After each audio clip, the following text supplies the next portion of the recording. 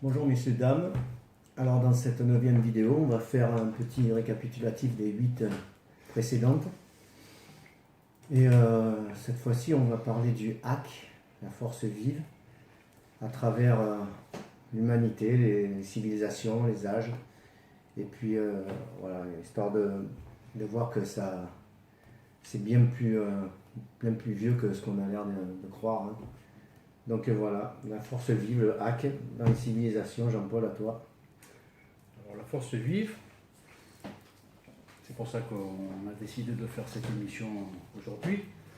C'est que beaucoup d'auditeurs ont l'air de penser que ça a débuté, toutes ces histoires, avec les années 60-70, donc avec une mouvance New Age, alors que c'est une vieille histoire entre les humains et la force vive qui remonte au paléolithique, puisqu'à l'époque, les chasseurs-cueilleurs, les tribus nomades, à l'époque avaient à leur tête des femmes qui étaient chamanesses, chefs de tribu, qui maîtrisaient déjà la supraconscience et qui savaient se syntoniser avec leur véhicule céleste pour franchir le rideau infrascopique, aller poser des questions dans l'inframonde pour savoir exactement où se situait le gibier, où c'est qu'il fallait établir le campement, etc., etc. Donc c'était une fonction à l'époque qui était très utile aux humains, la supraconscience. Et Pratiqué par les femmes. Ouais. à l'époque, c'était pratiqué par les femmes, exactement. On va dire que même encore maintenant, c'est quand même les femmes qui arrivent à maîtriser le mieux la discipline. Donc s'il y a un curseur de 1 à 10, on va dire que un très très bon supraconscient, il va réussir à monter jusqu'à 8 sur le curseur. Une bonne supraconsciente, elle y arrivera à 10. Elle exploitera le phénomène à 100%. Alors que les hommes, quand même, il y aura toujours un petit cran en dessous des supraconscientes. Alors pourquoi? Parce que à l'époque, justement, du paléolithique, avec une période un petit peu plus particulière qui s'appelle le Magdalénien, quand c'était les femmes qui dirigeaient, ça s'appelait l'ère du matriarcat. Ça a duré à peu près, je crois, 35 000 ans, à peu près. C'est une période assez longue de l'histoire. Alors d'abord, il faut expliquer que c'est la période de l'humanité où l'humanité n'a pas connu de guerre, de conflits claniques, ni interethniques, ni interclaniques, ni quoi que ce soit. C'est la période de l'âge d'or de l'humanité. Les gens ne dévastaient pas leur environnement quand ils étaient commandés par des femmes. Ils respectaient le cycle des reproductions des animaux, ils prélevaient ce qu'il fallait, ils gaspillaient rien. Il n'y avait pas de guerre. Tous les conflits étaient réglés pacifiquement. Et quand des tribus s'approchaient, ils en profitaient pour célébrer des mariages, pour éviter la consanguinité. Et tout ça, c'était orchestré par des femmes qui maîtrisaient à la perfection les séquences supraconscientes et qui savaient exactement ce qu'il fallait faire, parce que c'était la force vive qui les poussait dans la bonne direction. Alors c'est la sédentarisation qui a un peu foutu en l'air tout ça. Donc à la fin du néolithique, donc 35-40 000 ans après, dès que les humains se sont lancés dans l'agriculture, qu'ils se sont fixés à des endroits particuliers, qu'ils ont commencé à développer des villes, des petites villes, des villages, bon, ben c'est l'ère du patriarcat qui a démarré. Les femmes se sont mises en retrait, elles se sont occupées de leur environnement proche, c'est-à-dire de la maison, de la famille, elles ne se sont plus occupées de la tribu. Elles se sont un peu mis à la deuxième place. Et bizarrement, enfin pas bizarrement, c'est comme ça, c'est inscrit dans les gènes des hommes avec la testostérone, c'est que dès que le patriarcat a débuté, ça a débuté aussi les guerres. Donc là, les archéologues, c'est à cette époque-là, à la fin du néolithique, dès les premières apparitions de villes, Jéricho, Châtellerault en Asie mineure, c'est là qu'on commence à avoir les premières traces de morts, d'enterrés, de défunts blessés par des flèches, des dagues, des lances. Avec le patriarcat a débuté la guerre. Donc oui, c'est une vieille histoire, la supraconscience.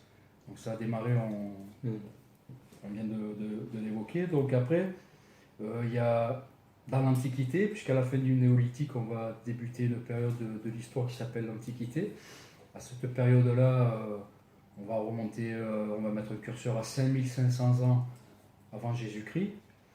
Il y a des civilisations qui sont apparus, qui étaient déjà très développés en Inde, Mohenjo-Daro, la vallée de l'Indus, les Védistes, en Égypte. Alors l'Égypte aussi, je vais les coupler avec les Hébreux, parce qu'ils ont cohabité à cette époque-là, on va dire 16e, 17e, 18e dynastie, l'époque des Toutmosides, qui a succédé à l'époque des Hyksos, période intermédiaire où ils étaient occupés par les Hyksos. Donc les Égyptiens coptes et les Hébreux ont cohabité quand même pendant longtemps. Donc je vais les grouper. On va faire 3 civilisations souches qui sont les Chinois, taoïstes, il y a 5500 ans. Les Égyptiens, je vais les coupler avec les Hébreux. Et on va faire les hindouistes. Alors ces 3 civilisations mères maîtrisaient parfaitement les séquences supraconscientes. D'ailleurs, ça a donné des très grands peuples de philosophes, de religieux, de patriarches, de bâtisseurs. On peut comprendre quand même que la supraconscience, elle a accompagné l'évolution de l'homme tout le long de son histoire. Si on en est actuellement avec ce niveau de technologie, c'est parce que le hack l'a voulu. On ne fait rien par nous-mêmes, c'est le hack qui contrôle l'activité électrique de notre système cérébrospinal. S'il n'y avait pas de hack, il n'y aurait pas de vie organique ni de vie végétale. Donc, comme disent les physiciens, qu'ils soient astrophysiciens ou physiciens quantiques, ils ont beaucoup de mal à expliquer quand on prend un atome qui est composé avec un neutron, un proton et des charges neutres et positives, son lepton, donc l'électron qui tourne autour, qui est de charge négative. Ils n'arrivent pas à comprendre l'énergie fournie au cœur des quarks, au cœur de cette substance subatomique. Ils n'arrivent pas à comprendre qui c'est qui fournit cette énergie. Ben, c'est le hack, c'est la force vive. Elle est tachyonique, elle est autogénérée, elle se recrée elle-même nanoseconde après nanoseconde, puisqu'elle contrôle le temps. Donc s'il n'y avait pas le hack, il n'y aurait pas d'intelligence, il n'y aurait pas de psyché, il n'y aurait pas de vie organique. Donc c'est normal qu'on lui rende un peu hommage aujourd'hui dans cette émission. Alors, on va commencer avec les Chinois. Les Chinois, il y a 5500 ans, ils nous ont laissé des traces archéologiques. Ils ont laissé déjà des pictogrammes qui sont proches des hiéroglyphes. C'est le premier, on va dire, c'est un des premiers modes de communication sur la planète, c'est les trigrammes, donc Ken, Ken, Kan, Chen, Swen, Li, Toi, Kwen, qui étaient subdivisés en 8 bagua, ça s'appelait, c'est les trigrammes taoïstes. Donc ça c'est issu de la philosophie, le Taiji qui se divise en 2, le Yin et le Yang, qui se subdivise en 4, donc les 8 bagua, les trigrammes, et qui se subdivise encore en 64 hexagrammes, donc c'est les trigrammes qui se recouplent entre eux. Donc bipolarisés, parce que l'univers est bipolarisé. Alors ça, les Chinois, ils nous ont laissé des pictogrammes à foison, parce qu'à l'époque, ils faisaient des gravures sur des scapulaires, des os scapulaires, c'était des omoplates de bœuf. Donc on en a retrouvé à foison en Chine. Et on s'aperçoit, quand on lit ces pictogrammes, que les Chinois maîtrisent la supraconscience. Donc on va dire que c'est proto-taoïste, donc les taoïstes primitifs ont laissé des traces, et on comprend qu'ils maîtrisaient parfaitement déjà à cette époque la supraconscience aussi. Donc c'était une longue lignée qui venait du paléolithique aussi, qui est arrivée jusqu'à l'Antiquité. Et je pense, si je devais donner mon avis, que le Yiking, qui est justement le recueil qui compile tout ce que les os scapulaires ont pu laisser, qui a été retravaillé par la suite, 5 siècles à peu près avant Jésus-Christ par Confucius, avec aussi le roi Wen. Enfin il y a d'autres personnes qui ont un peu apporté de l'eau au moulin du Viking. Si ça peut intéresser certaines personnes, je les oriente vers le Viking, qui est un très bon outil pour cerner le fonctionnement de l'univers dans sa globalité. C'est-à-dire là on arrive avec un peu une pensée universaliste. Le Yiking arrive à décortiquer, d'ailleurs le Yiking est mis en avant par des mathématiciens. Celui qui l'a vraiment monté au pinacle, c'est Leibniz, un très très grand mathématicien qui a rendu hommage au Yiking en disant que c'était un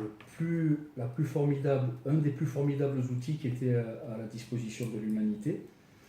Et puis plus récemment, on va dire entre les années 1905, la découverte de la relativité par Einstein, et puis les années 40 avec Schrödinger Et son chat. Ouais, le chat, tu connais? Vaguement. Ouais, le chat de Schrödinger. Ouais. Ben ça explique justement que le quantique est inexplicable. C'est faire des implications, ça, avec le chat? Non, pas que l'explication, ça te parle du phénomène quantique, on y revient après, Ah oui, sinon je vais m'égarer. Ouais. Donc les Chinois, par le biais du Yiking, donc Yiking en français ça veut dire le recueil des mutations. Ils sont arrivés, donc démontrés par Leibniz, démontrés par Schrödinger, démontrés par beaucoup de gens, ils sont arrivés à décortiquer comment fonctionne l'univers du plus petit au plus grand, c'est-à-dire du niveau subatomique au niveau astrophysique. Et si c'est des grands mathématiciens et des astrophysiciens qui te le disent, tu peux leur faire confiance. Et je te garantis que si tu vas consulter le Yiking, tu vas tomber de l'armoire parce que c'est un choc psychologique. Quand tu rentres dans l'étude du Yiking, c'est vraiment, tu te prends des claques psychologiques.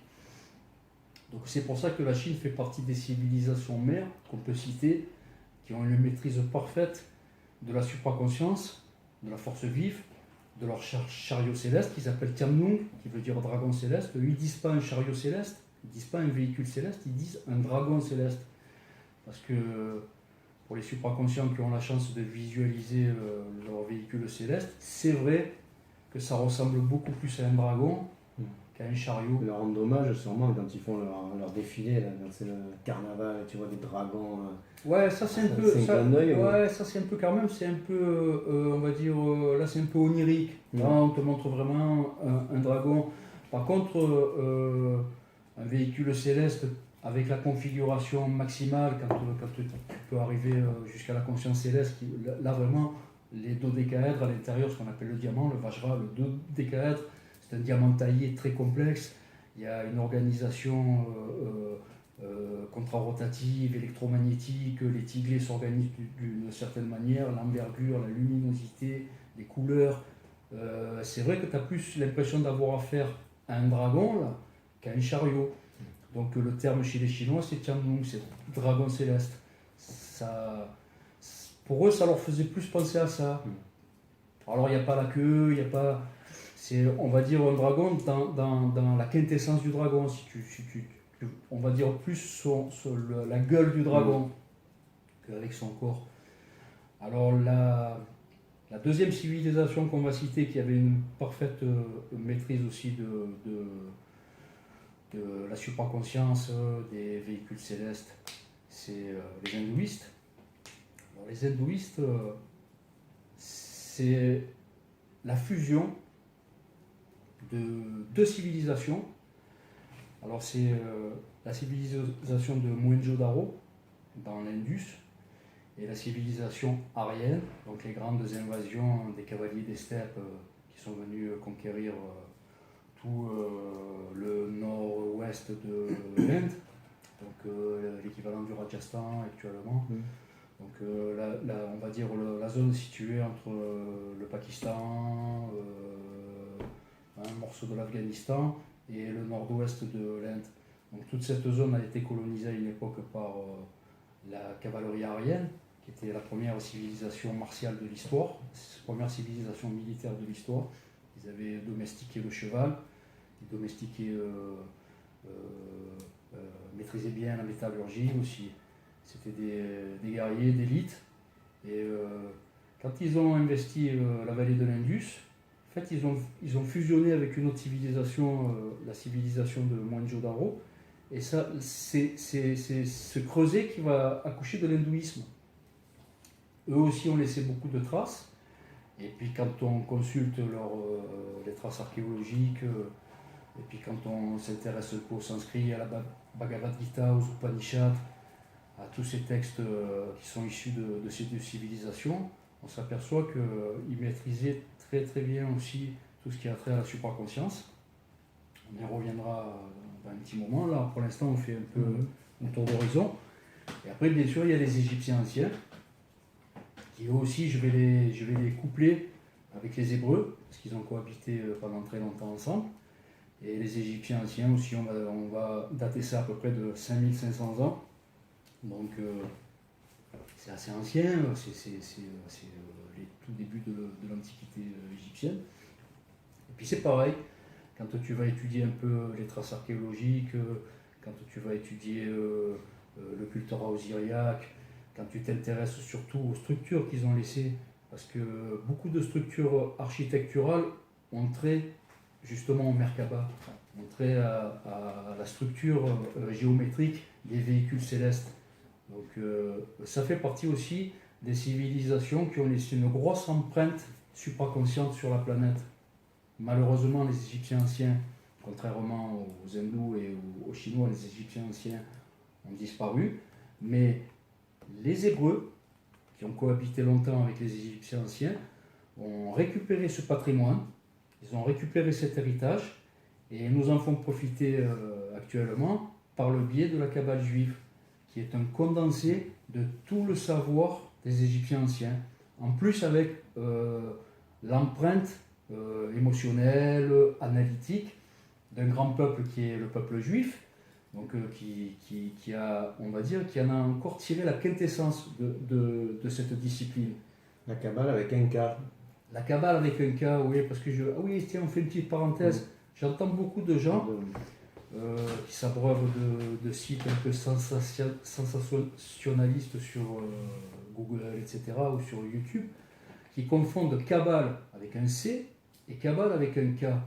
La Kabbale avec un C a trait à des pratiques occultes, on va dire basées sur l'alchimie interne, mais c'est très très très occulte. Ça a plus trait à de la magie noire, la Kabbale avec un C, qu'à autre chose.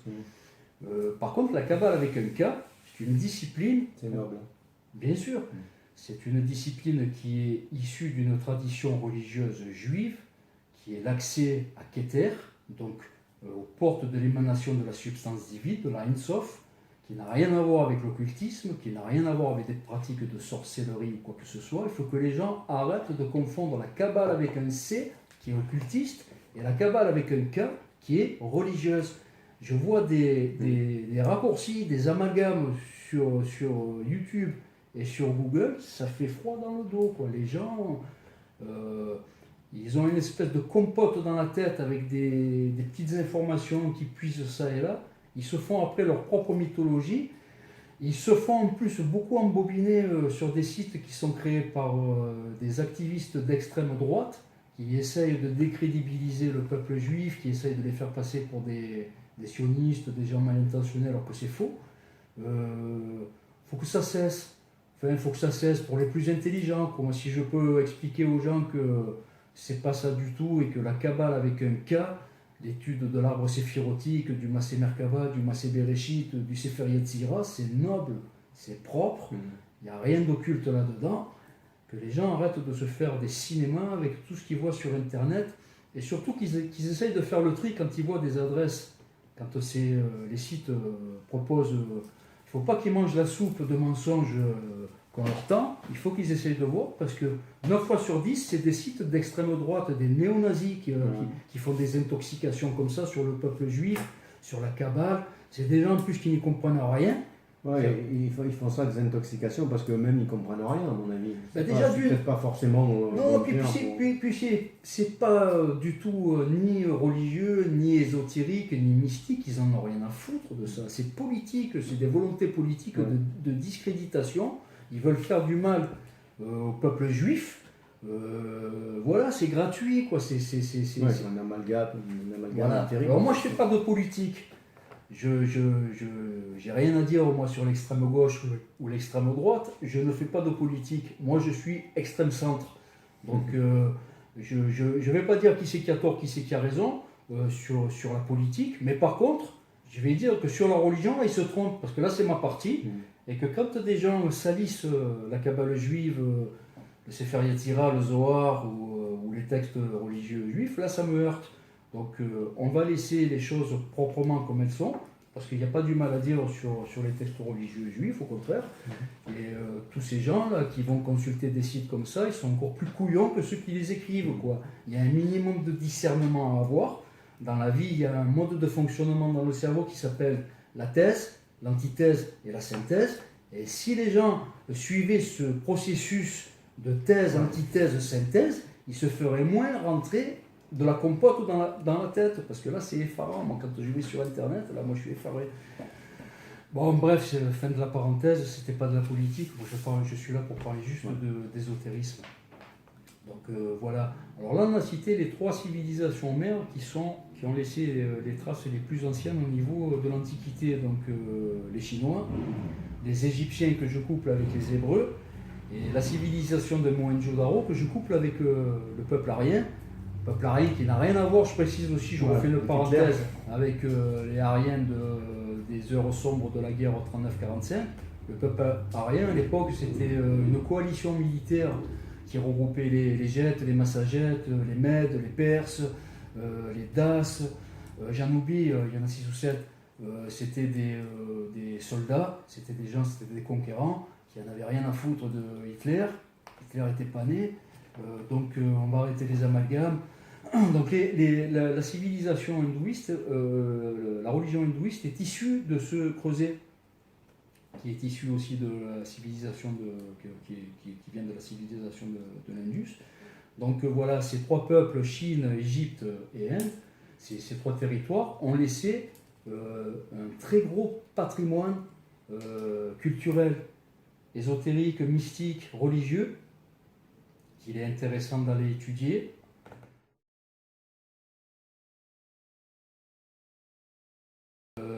J'ai conseillé sur la dernière vidéo, en premier, je te le conseille à toi à chaque fois, de s'inscrire au yoga. Parce que je ne suis pas un prof de yoga, qu'il n'y a rien de mieux qu'un prof de yoga pour apprendre à contrôler son diaphragme, sa respiration, sa vacuité cérébrale, sa décontraction musculaire. Donc si les gens ont vraiment envie de se lancer dans la discipline supraconsciente, il faut passer son CAP. Le CAP, c'est le yoga.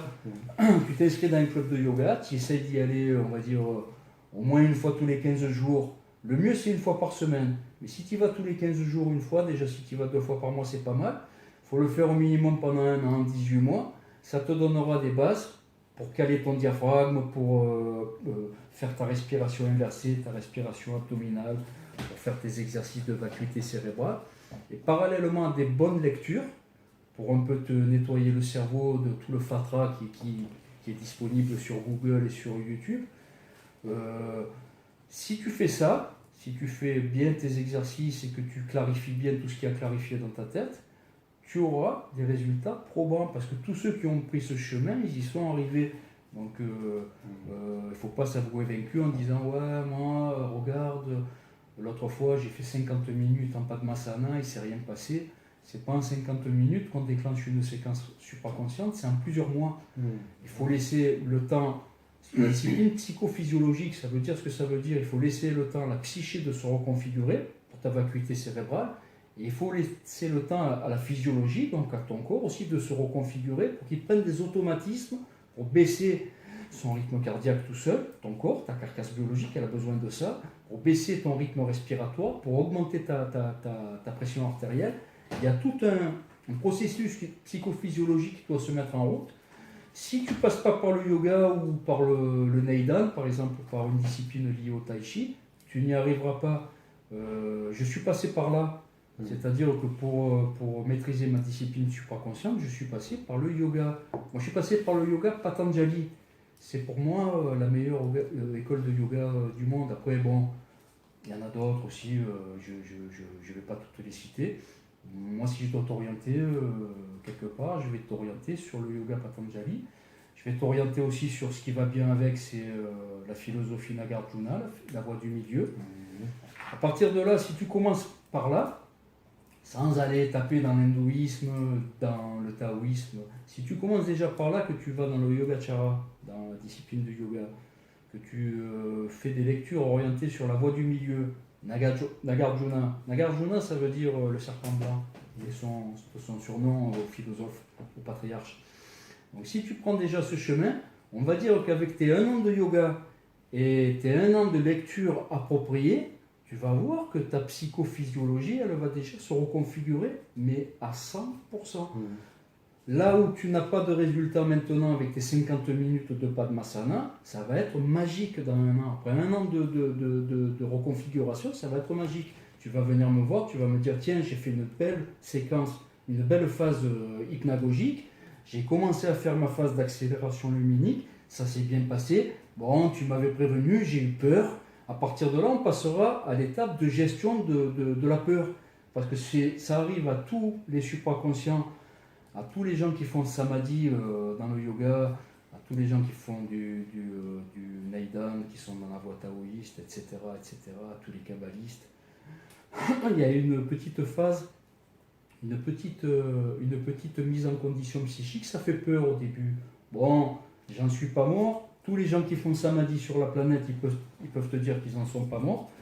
Au contraire, mon témoignage et mon expérience va te permettre d'aborder ce passage un peu délicat des phases d'accélération luminique avec de la sérénité. Tu n'auras pas peur puisque tu diras, tiens, lui, il n'en est pas mort. Ouais, si moi j'en suis... Ouais, mais tout le monde en revient des séquences supraconscientes. C'est vrai que c'est un peu affolant au début parce que la psyché, elle n'est pas habituée à ce qu'elle va voir, à ce qui va se passer. Il y a des sensations d'accélération que tu n'as jamais vécues parce que tu n'es jamais allé à la vitesse de la lumière. Il y a des sensations physiques, olfactives, auditives. Tout ça, c'est un ensemble qui va se générer avec des visualisations en plus globales. C'est-à-dire que tu vas avoir une vision, tu vas voir en haut, en bas, sur les côtés. C'est comme si tu devenais un œil. Un œil de la taille d'un atome. Tu vas te déplacer à des vitesses même tactionique, ça va dépasser la vitesse de la lumière, c'est-à-dire en battement de cils, tu peux te retrouver de l'autre côté de la galaxie. Ça fait peur au début, c'est normal, moi je ne vais pas te dire que tu vas le vivre bien, c'est faux. Les 3 ou 4 premières méditations profondes où tu vas atteindre les phases d'accélération luminique, tu vas avoir peur. Bon, ben justement, il ne faut pas avoir peur. Il faut que là, tu gardes ta concentration, il faut que tu respires, il faut que tu te dises, tiens, personne n'en est mort. Il faut que tu veilles à ne pas faire remonter ton activité neuroélectrique. C'est vrai que c'est dur.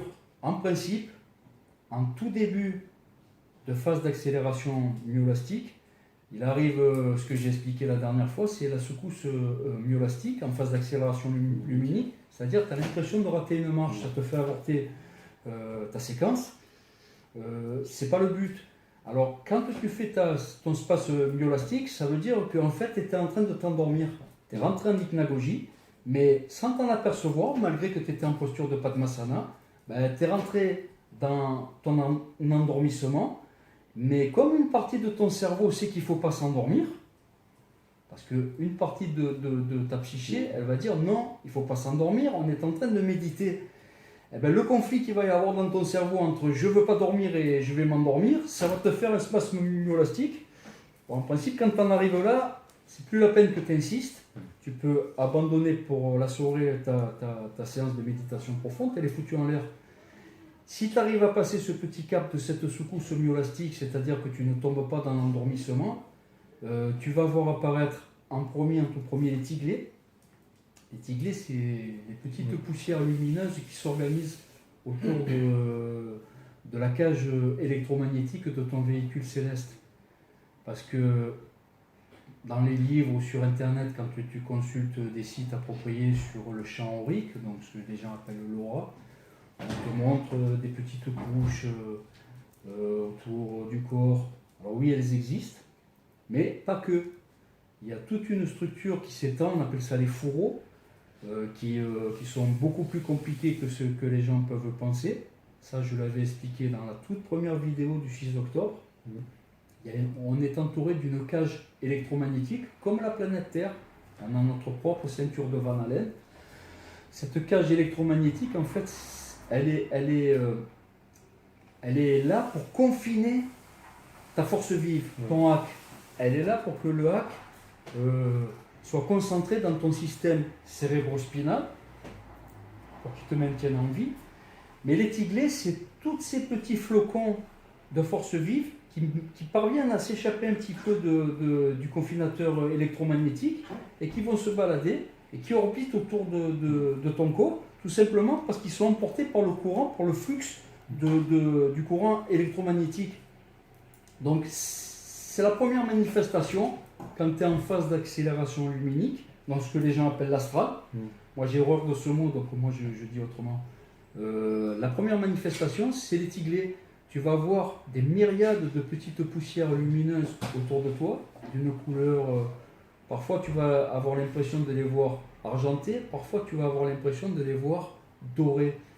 Elles vont s'organiser autour de toi en contre-rotation. Il ne faut pas avoir peur non plus, parce qu'il y en a qui ont peur là aussi. Il y en a qui se disent tiens, qu'est-ce qui se passe? Tu as l'impression que tu es pris dans une tempête de sable avec cette petite poussière qui t'entoure. Il y a des gens qui pensent qu'ils vont mourir, même qui se disent tiens, qu'est-ce que c'est? Il ne faut pas avoir peur, c'est juste la première manifestation va te permettre de voir ta glande pinéale. Parce que la glande pinéale, elle est faite de cristaux liquides. Et quand tu la mets en résonance avec le hack, quand tu fais ta synchronisation, eh ben, la première chose qui apparaît, c'est les tiglés.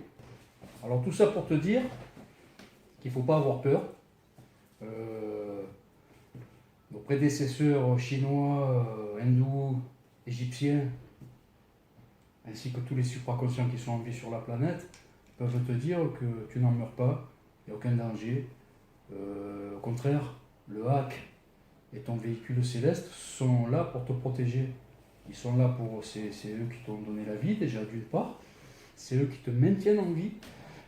Parce que c'est eux qui font fonctionner ton système cérébrospinal, toute l'activité neuroélectrique qui est en toi, toute la force vive qui émane de tes atomes, tes protons, tes électrons. Ça vient du hack. Donc il est là, c'est lui qui t'a mis au monde et il est là pour te protéger. Donc en phase de supraconscient, tout ce qui va se passer, c'est que du bonus, c'est que du bon, il n'est pas là pour te faire du mal. Justement, j'ai une question, j'ai répondu à un commentaire, je pense avoir raison, mais enfin je vais demander. Quelqu'un qui disait qu'il pouvait être, si tu veux, on lui pompe l'énergie, tout ça par des entités qui n'auraient aucune condition divine, pas divine, hein, aucune conscience divine.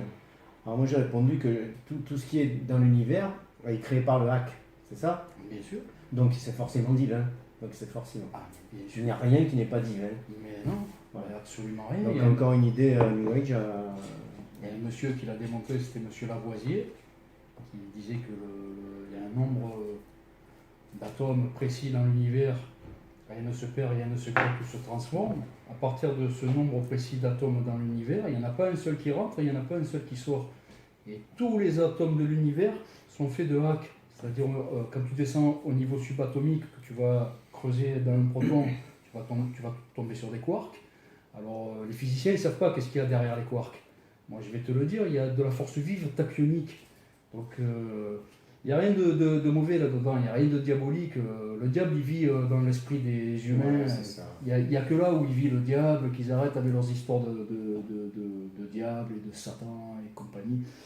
Satan, le diable, c'est un égrégore, c'est une force psychique qui émane des hommes. Dans le hack, il n'y a rien de diabolique ni quoi que ce soit, qu'ils arrêtent un peu avec leur bêtise. Il n'y a pas d'entité qui vienne te prendre ton énergie. Non, il n'y a rien du tout. Non, c'est du vent. Mais je vais t'expliquer la confusion où elle arrive.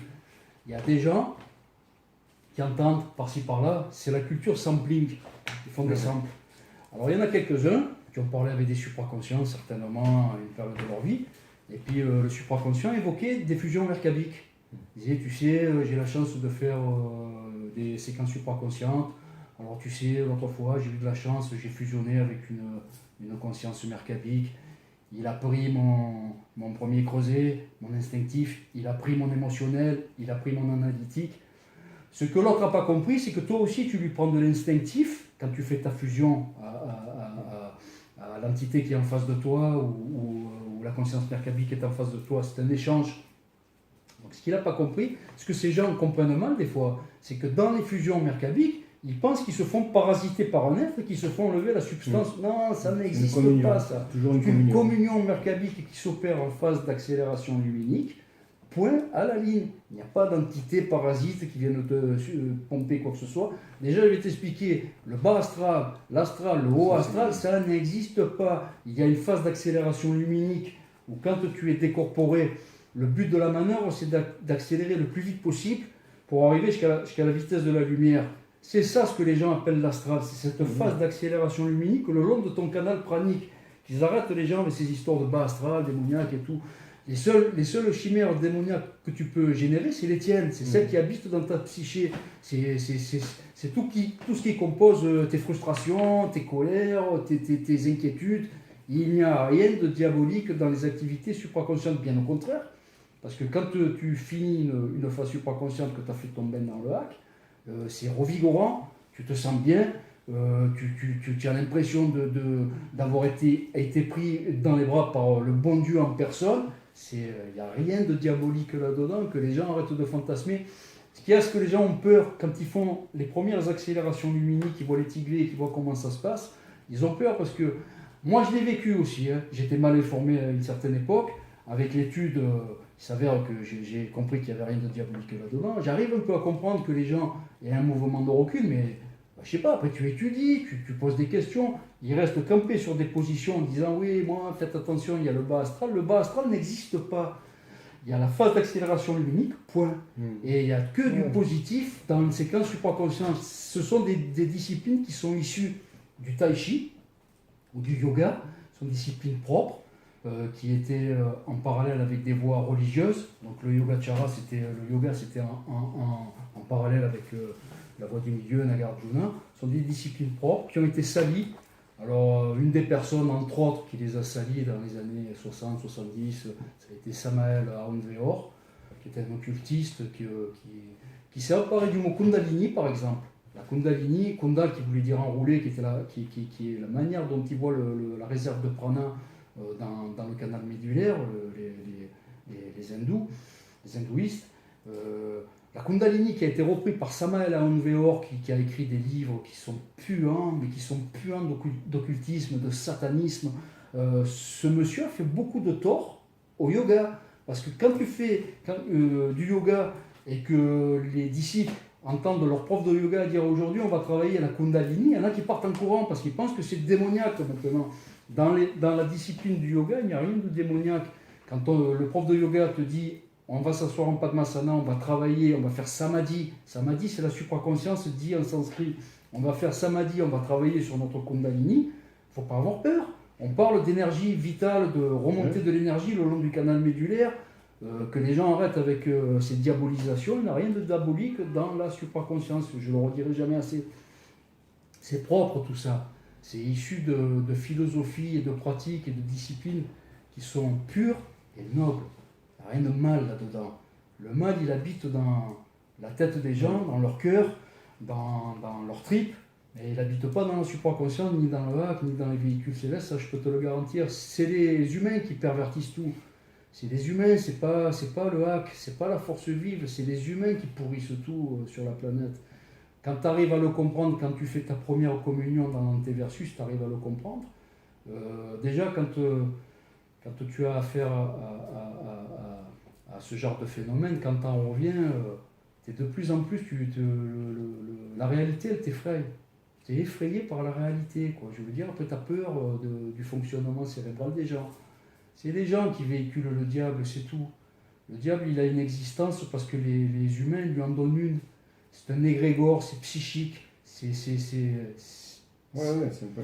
comme tout en fait. Hein. Je veux dire, les égrégores se créent par les pensées des gens. Je veux dire, à ce moment-là, ils pensent au diable, ils créent l'égrégore du diable, et voilà, c'est devenu un égrégore monstrueux. Oui, mais attention, les égrégores font du mal, parce que la volonté de plusieurs personnes qui pensent tous la même chose, ça crée des formes pensées, et ça crée après dans la réalité des choses vilaines. Voilà, c'est comme ça, c'est les hommes qui ont véhiculé ça. Je ne peux même pas dire que c'est les femmes, parce que toute l'époque du matriarcat, pendant 35 ou 40 000 ans, au Magdalénien, quand c'était les femmes qui commandaient les tribus de nomades chasseurs-cueilleurs, ça se passait bien. C'est vraiment les hommes, c'est véhiculé par la testostérone, ça. C'est la guerre, le mal, le vol, la rapine, la mesquinerie, la médisance, la jalousie, c'est les hommes qui le véhiculent. Ma parole, on dit les femmes sont jalouses, oui, elles sont jalouses parce qu'elles t'aiment. Elle va déclencher de la jalousie, mais pas de la convoitise, pas de l'envie, c'est pas des ambiances. C'est les hommes qui véhiculent le mal, c'est pas les femmes. Donc on va en revenir maintenant aux civilisations mères, parce qu'on était parti sur ça. Donc si je peux orienter les gens sur tout ce qu'ont fait les taoïstes depuis 5000 ans, parce que tu verras que le Tao, ça n'a pas 1500 ans, c'est une des traditions religieuses et philosophiques les plus anciennes de la planète. Ça remonte jusqu'à 5500 ans, à peu près, sur les os scapulaires. Bon, il faut s'intéresser à ça. Tu creuses un peu dans le taoïsme, le Tao Te Ching, le Yi King, le Chuang-Tzu, plein d'autres petits textes annexes aussi qui sont très intéressants. Zhetzi, enfin il y en a plein. Tu peux même y ajouter un peu de confucianisme, parce que le confucianisme, en fait, est lié au taoïsme. Un mec comme Confucius, il y en a d'autres aussi, Mozi, tout ça, qui sont taoïstes à la base, mais qui ont développé une pensée un peu comme ça, basée sur la piété filiale, sur les bonnes manières, sur comment se comporter administrativement, dans la vie, etc., etc. Si tu vas faire une incursion dans le taoïsme, tu en feras forcément une dans le confucianisme, parce que c'est lié. Donc voilà, il y a la Chine, qui peut t'apporter des bases fondamentales en supraconscience. Donc on l'a dit, il y a l'Égypte et la tradition religieuse juive. Là aussi, ils vont t'apporter... les Juifs, ils nous ont laissé l'arbre séphirotique, c'est vraiment un outil pour travailler. Ah, j'ai remarqué, je vais faire une parenthèse. Donc l'arbre séphirotique, c'est un outil pour travailler ton activité neuroélectrique. Je vais faire une parenthèse. Je remarque que des fois, quand on parle de sphère de conscience ou d'activité neuroélectrique, c'est un peu le méli-mélo dans la tête des gens. Oui, ça l'a été moi aussi à un moment donné. Ouais, c'est différent. Quand je vais te parler certaines fois par exemple de Hertz, là ça fonctionne, c'est le cerveau, c'est quand on parle de psychophysiologie. Ça n'a rien à voir après, si je vais évoquer la phase d'accélération lumineuse, c'est autre chose. Enfin, j'ai l'impression que des fois, par rapport aux questions qu'on me pose, j'ai vu que c'est pas encore bien clair. Donc la prochaine vidéo, carrément, je vais faire un tableau où je vais disséquer les mots que j'emploie et je vais te dire à quoi ça se rattache. Ouais. Parce que récemment, on m'a parlé de choses qui n'avaient rien à voir. On me parlait d'une pomme alors que moi j'expliquais une orange. Donc voilà, c'était fin de la parenthèse. Et puis voilà, on a dit la Chine, on a dit les Égyptiens et le peuple juif. On va parler aussi des hindouistes qui ont une longue tradition supraconsciente. Les textes, je les ai évoqués tout à l'heure. Alors, j'ai évoqué la Bhagavad Gita, c'est un incontournable. Les Upanishads aussi, c'est incontournable. On va dire que tu vas un peu puiser dans les deux. C'est peut-être pas la première que tu devras étudier, parce que c'est peut-être une des plus ardues. Je conseille toujours aux gens quand même de commencer. Enfin, moi, c'est une de mes bases fondamentales. Si je dois t'orienter quelque part, je t'oriente vers le taoïsme, vers la Chine. Tu commences par le Tao Te Ching et par le Yi King, c'est bien. Après, tu passes au Yogacara, donc à la discipline du yoga. Tu vas adjoindre dedans l'étude de Nagarjuna, de la voie du milieu, c'est bien aussi. Et puis quand tu arrives à l'hindouisme, qui est déjà un peu plus ardu à comprendre, tu vas aller sur la Bhagavad Gita. Et puis en deuxième, vers les Upanishads, parce que les Upanishads, c'est un cran en dessus quand même. Et puis là, déjà, tu auras des solides bases ésotériques, supraconscientes, et tu commenceras à y voir plus clair dans ta tête. Donc voilà, on est dans la bonne direction si on fait ça. Je te garantis que là, il n'y a rien de pernicieux. Il n'y a pas de théosophie, il n'y a pas d'anthroposophie, il n'y a pas de New Age. C'est des textes religieux anciens avec un bon contenu, avec une bonne philosophie, et c'est propre. Et ça te nettoie le cerveau, ta psyché, elle se reconfigure. Tu prends le bon chemin, c'est le bon cap, si tu fais comme ça. Parce que le gros défaut des gens qui sont intéressés par l'ésotérisme, les disciplines un peu liées à la supraconscience, aux méditations profondes, etc., c'est d'aller un peu s'envoyer malencontreusement dans tout ce qui est issu de la théosophie, Blavatsky, etc., qui est complètement pernicieux. Et malheureusement, ils étudient ça pendant 2, 3, 4, 5 ans, ça leur cristallise le cerveau, et puis quand tu leur fais voir la vérité, eh ben, ils ne veulent plus entendre raison. Non, ils ne veulent plus entendre raison parce que leur cerveau s'est figé sur ce qu'ils croient savoir être la vérité. Ils pensent que la théosophie, elle a tout trouvé sur la planète. C'est faux, c'est des gens qui se sont égarés. Donc des gens égarés prennent un enseignement de gens qui est encore plus égarés qu'eux. Donc forcément, c'est pas bon. Je te garantis que si tu suis le cap que je te donne en lisant les bons textes religieux et les bonnes manières d'apprendre la supraconscience, tu t'égareras pas, tu iras dans la bonne direction. Voilà, à partir de là, si tu as des questions, c'est maintenant.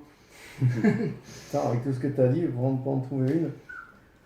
Est-ce que sur les trois civilisations que je t'ai parlé entre la Chine, l'Égypte ou l'hindouisme, est-ce qu'il y en a une, ta sensibilité, elle t'orienterait vers quoi? Là, je commence un peu le Tao Te Ching, donc moi ça me parle bien ça.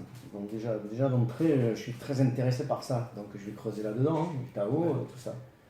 Et c'est qu'après, une fois que j'aurai lu, relu et réécouté encore. Alors là aussi, je vais soulever, c'est pas un problème, je vais soulever une petite question.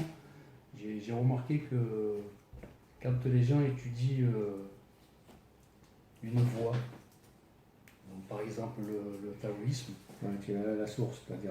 Ils ont tendance, les gens, un peu par facilité, d'aller vers les synthèses. C'est-à-dire, ils s'orientent vers Wayne Dyer ou d'autres personnes qui ont lu le Tao Te Ching à leur place, qui en ont tiré un enseignement qui leur est propre, donc c'est très subjectif, et qui se mettent à écrire des livres, à faire des conférences. On ne peut pas dire que c'est du taoïsme, c'est une doctrine subjective teintée de taoïsme, mais ce n'est pas du taoïsme. Donc je t'inviterai quand même, au lieu d'aller écouter les synthèses de ce monsieur Wayne Dyer, qui n'est pas mauvais, mais bon, c'est pas un taoïste, je te conseille quand même d'aller droit au but, d'aller acheter le petit Tao Te Ching qui vaut, je crois que le premier prix, téléchargé, c'est bon. voilà, ou en PDF, tu le télécharges. Il y a 81 sentences, c'est assez facile à lire, tu vas le lire en 3-4 soirs. Par contre, tu auras toute ta vie pour le comprendre. Ça ne parle que de force fondamentale, de force vive, de supraconscience, ça ne parle que de transcendance. C'est ça le Tao. Le Tao Te, c'est la force de l'antéversus. Ça va te parler de ton véhicule CS, ça va te parler de tout ce qui t'intéresse. Mais quand on me pose des questions, qu'on me dit qu'est-ce que tu me conseilles de lire, et puis qu'après on me dit ouais, je suis allé, t'as raison, je suis allé voir le taoïsme, et puis quand on me montre certains livres ou certaines petites synthèses, c'est pas ça, faut pas aller vers des gens comme ça. C'est trop imbibé de la psyché de celui qui en a tiré une synthèse. Donc forcément, c'est plus du taoïsme, c'est autre chose, une doctrine qui est propre au mec qui a écrit ça. Parce que le Tao Te Ching, ça a été construit sur un mode haïku, c'est-à-dire que chaque mot est pesé. Le gars qui a écrit ça, Lao Tzu, le vieux sage, il a pris une voie où il a dit, avec le moins de mots possible, je vais en sortir la quintessence et je vais donner des idées fondamentales. Si tu retombes dans l'engluage verbal, c'est justement ça qui a été évité par Lao Tzu. Alors quand j'entends parler ce monsieur sur Wayne Dyer, c'est pas mauvais. Il récite le livre en fait, je crois. Ah ouais, mais il apporte sa psyché. Donc forcément, toi, ça va t'orienter vers la psyché de Wayne Dyer. Ça ne va pas t'orienter vers le vrai taoïsme. Tu ne seras plus dans le Tao Te Ching, tu seras dans la psyché de Wayne Dyer. C'est-à-dire le Tao Te Ching, il va par là, il y a un cap. Mais toi, tu vas aller dans le cadre de la psyché de Wendayer, qui n'est pas dans le Tao, ça je peux te le garantir. Hein. Lui, il y adjoint de la sophrologie, de la relaxation. C'est c'est très imbibé de son côté émotionnel à lui. C'est plus du taoïsme, parce que le taoïsme est neutre. Le taoïsme, c'est une voie qui est comme le Nagarjuna, qui est au milieu, où on parle de force fondamentale, où on parle d'aller droit au but avec très peu de mots. C'est pas du tout cet engluage verbal qui est enrobé par ce genre d'écrivains ou de gars qui font des méthodes de relaxation. Je ne suis pas contre, c'est assez propre par rapport à tout ce que je vois qui est issu de la théosophie ou d'autres doctrines un peu pernicieuses. C'est assez propre ce qu'il fait ce monsieur. Par contre, on tombe dans le travers de l'engluage verbal. Et l'engluage verbal est proscrit dans le taoïsme. Donc déjà, ce monsieur, il n'est pas dans la mouvance taoïste. Par contre, ce qu'il fait, si on précise quand il y a comment ça s'appelle, des petites conférences ou quand on fait des petites vidéos sur des textes issus de Wendayer, il faut le préciser en disant c'est plus orienté sur la relaxation, mais c'est pas orienté vers le Tao. C'est un peu comme ceux qui lisent la vie du prophète ou par Bukhari ou. Voilà, c'est pareil, c'est pareil. C'est comme si, voilà, tu as trouvé. C'est comme si, voilà, c'est un musulman ou je sais pas quoi. Ouais, c'est comme si quelqu'un il voudrait se mettre à étudier l'islam, mais en lisant que les hadiths. Voilà, il n'ouvre pas le Coran, lui, ça n'intéresse que les hadiths. Bon, mais il aura la psyché des gens qui ont écrit les hadiths. Mais il n'aura pas le Coran. Il vaut mieux prendre le Tao Te Ching et te faire ta propre opinion sur le Tao Te Ching en le lisant subjectivement. Celui que tu m'as... Objectivement, pardon. Le lien que tu m'as envoyé où j'ai fait ça, c'est le vrai. C'est le vrai. Bon, ça, c'est le deux. Je ferai les deux. Voilà. À la limite, une fois que tu auras fait toi-même ta propre introspection par rapport au vrai Tao Te Ching, les 81 sentences, tu verras que tu te passeras de tous les auteurs de la planète. Tu te passeras de Wendayer, tu te passeras de tout le monde. Parce que Wendayer, je le mets en CD dans la voiture. Voilà, on va dire que ça t'a fait une approche. Voilà. Tu as commencé à défricher le terrain, maintenant tu vas planter tes graines, tu vas te mettre et puis dans quelques temps tu procéderas à la récolte et tu verras que tu vas en tirer des choses très intéressantes. Par contre, ce que tu as fait, la démarche, elle est magnifique. D'aller parler du Tao Te Ching, comme tu as fait sur le plateau là-haut au phare. La prochaine fois, si tu prends le vrai, tu prends le Tao Te Ching, un petit bréviaire, c'est un petit livre, il est fin comme ça, tu verras. Si tu veux l'acheter à Charlemagne, c'est un livre, il est fin comme ça, c'est des petits fascicules. Tu le lis. Tu le lis, une sentence ou une autre, et puis de faire une pause, de réfléchir à ce que ça veut dire vraiment la substance des mots, parce que chaque mot est pesé dans le Tao Te Ching. C'est encore un autre travail, c'est encore autre chose. C'est un peu plus compliqué, c'est un peu plus fastidieux, mais c'est beaucoup plus enrichissant. Et tu me diras merci dans quelques temps. Tu me dire, tiens, tu as bien fait de soulever ce problème.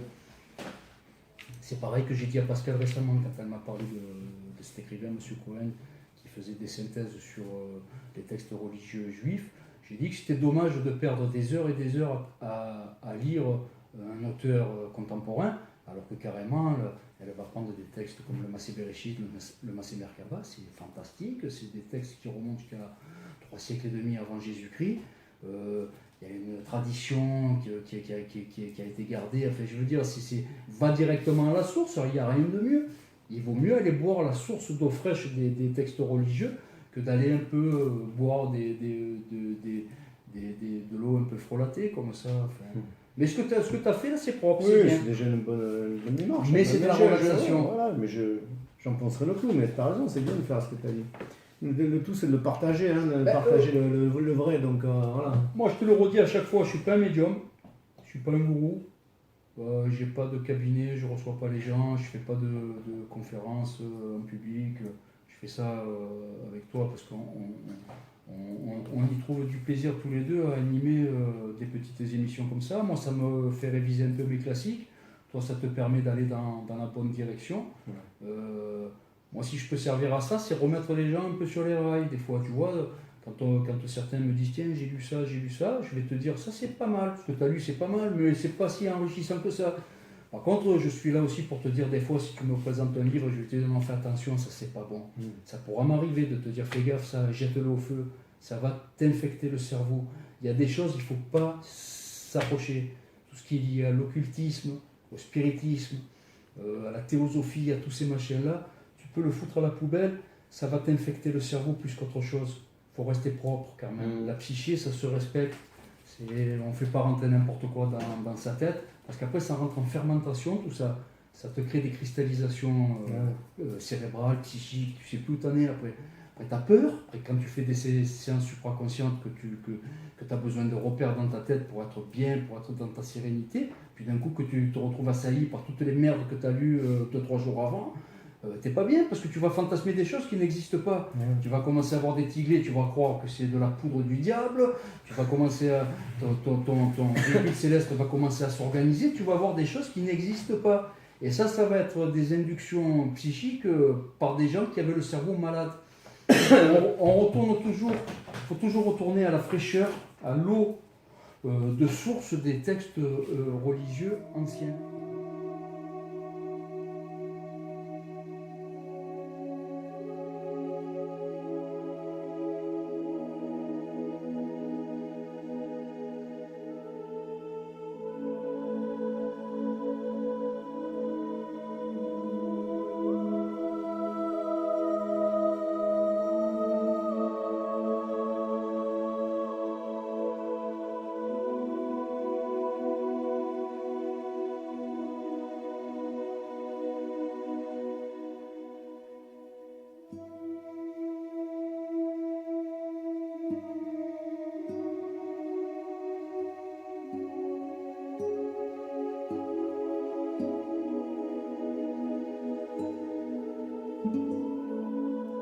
Bon, rectification, tout ça, on a mis les choses au point. Donc, il nous reste à vous souhaiter une agréable fin de soirée, de journée, et on se retrouve pour la prochaine vidéo. Voilà. Merci, messieurs, dames, et bonsoir.